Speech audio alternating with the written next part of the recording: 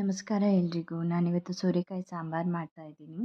So ಮೊದಲಿಗೆ ಪ್ಯಾನ್ನಲ್ಲಿ ಸ್ವಲ್ಪ ಎಣ್ಣೆ ಹಾಕಿದ್ದೀನಿ. ಬಿಸಿ ಆಗೋ ತನಕ ವೆಯ್ಟ್ ಮಾಡಿ. ಅದರ ನಂತರ ನಾನಿಲ್ಲಿ ಸಾಸಿವೆ ಹಾಕ್ತಾ ಇದ್ದೀನಿ. ಸೊ ಆಲ್ರೆಡಿ ಸಾಸಿವೆ ಚಟಪಟ ಅಂತ ಇದೆ. ಸೊ ನಾನಿಲ್ಲಿ ಜೀರಿಗೆ ಸಹ ಮಿಕ್ಸ್ ಮಾಡ್ಕೊತಾ ಇದ್ದೀನಿ.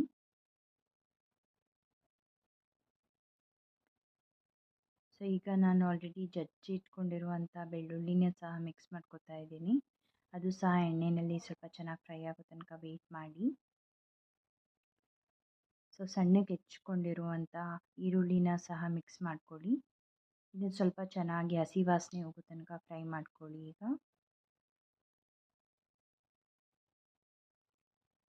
ಸೊ ಕಟ್ ಮಾಡಿ ಇಟ್ಕೊಂಡಿರುವಂಥ ಸೋರೆಕಾಯಿ ಮತ್ತು ಕರಿಬೇವು ಎರಡನ್ನೂ ಮಿಕ್ಸ್ ಮಾಡ್ಕೊಳ್ಳಿ. ಅದು ಸಹ ಎಣ್ಣೆಯಲ್ಲಿ ಚೆನ್ನಾಗಿ ಸ್ವಲ್ಪ ಫ್ರೈ ಆಗೋ ತನಕ ವೆಯ್ಟ್ ಮಾಡಿ.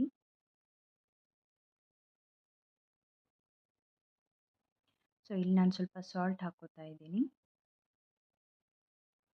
ಅದ್ರ ಜೊತೆಗೆ ಅರಿಶಿನ, ಸಾಂಬಾರ್ ಪೌಡರ್ ಮತ್ತು ಸ್ವಲ್ಪ ಖಾರದ ಪುಡಿ. ಸಾಂಬಾರ್ ಪೌಡರ್ ಅಷ್ಟೊಂದು ಖಾರ ಇಲ್ಲ, ಸೊ ಅದಕ್ಕೆ ನಾನು ಸ್ವಲ್ಪ ಖಾರದ ಪುಡಿ ಮಿಕ್ಸ್ ಮಾಡ್ಕೊಂಡಿದ್ದೀನಿ.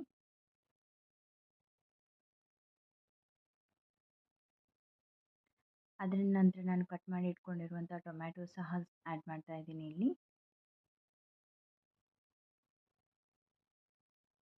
ಸೊ ನಾನಿಲ್ಲಿ ನೀರು ಹಾಕ್ತಾ ಇಲ್ಲ, ಯಾಕಂದರೆ ಆಲ್ರೆಡಿ ಟೊಮೆಟೊಲ್ಲೂ ನೀರಿದೆ ಮತ್ತು ನೀರು ಅವಶ್ಯಕತೆ ಇಲ್ಲ ಇವಾಗ.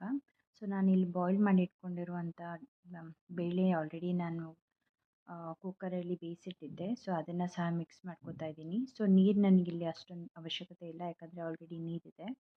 ಸೊ ನಿಮಗೆ ಬೇಕು ಅಂದರೆ ನೀವು ಸ್ವಲ್ಪ ನೀರು ಇನ್ನು ಹಾಕ್ಕೋಬೋದು. ಸೊ ನಾನಿಲ್ಲಿ ಹುಣಸೆ ರಸ ಸಹ ಮಿಕ್ಸ್ ಮಾಡ್ಕೊತಾ ಇದ್ದೀನಿ.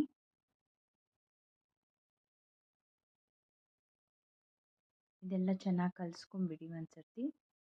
ಅದರ ನಂತರ ನೀವು ಒಂದೆರಡು ನಿಮಿಷ ಆದ ನಂತರ ನೀವು ಕೊತ್ತಂಬರಿ ಸೊಪ್ಪು ಹಾಕಿ ಒಂದು 2 ಮಿನಿಟ್ಸ್ ಕ್ಲೋಸ್ ಮಾಡಿದರೆ ಸಾಂಬಾರು ರೆಡಿ ಆಗಿದೆ. ಸೊ ನೀವು ಇದನ್ನು ಅನ್ನದ ಜೊತೆ ಟೇಸ್ಟ್ ಮಾಡ್ಬೋದು, ತುಂಬ ಚೆನ್ನಾಗಿರುತ್ತೆ.